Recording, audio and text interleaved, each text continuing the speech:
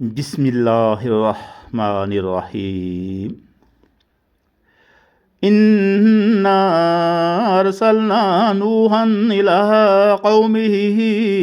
أن أنذر قومك من قبل أن يأتيهم عذاب أليم. قال يا قوم إني لكم نذير مبين أن اعبدوا الله واتقوه وأطيعون يغفر لكم من ذنوبكم ويؤخركم إلى أجل مسمى إن أجل الله إذا جاء لا يؤخر لو كنتم تعلمون. قال ربي إني دعوت قومي ليلا ونهارا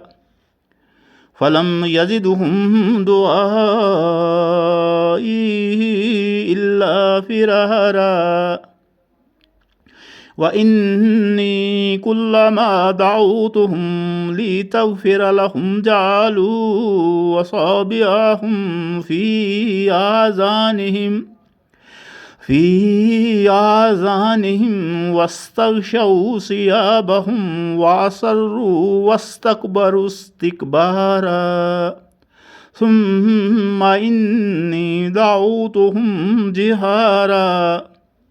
ثم إني أعلنت لهم وأسررت لهم إسرارا فقلت استغفروا ربكم إنه كان غفارا يرسل السماء عليكم مدرارا ويمددكم بأموال وبنين ويجعل لكم جنات ويجعل لكم أنهارا ما لكم لا ترجون لله وقارا وقد خلقكم أطوارا ألم تروا كيف خلق الله 7 سماوات طباقا وجعل القمر فيهن نورا وجعل الشمس سراجا والله أنبتكم من الأرض نباتا ثم يعيدكم فيها ويخرجكم إخراجا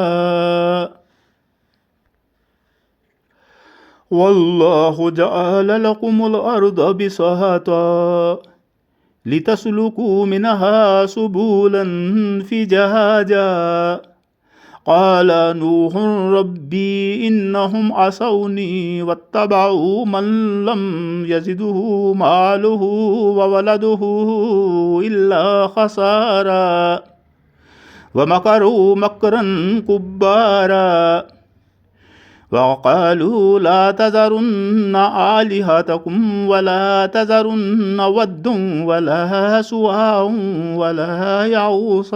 ويعوق ونسرا وقد أضلوا كثيرا ولا تزد الظالمين إلا ضلالا مما خطيئاتهم أغرقوا فأدخلوا نارا فلم يجدوا لهم من دون الله أنصارا وقال نوح ربي لا تذر على الأرض من الكافرين ديارا إنك إن تذرهم يضلوا عبادك ولا يلدوا إلا فاجرا كفارا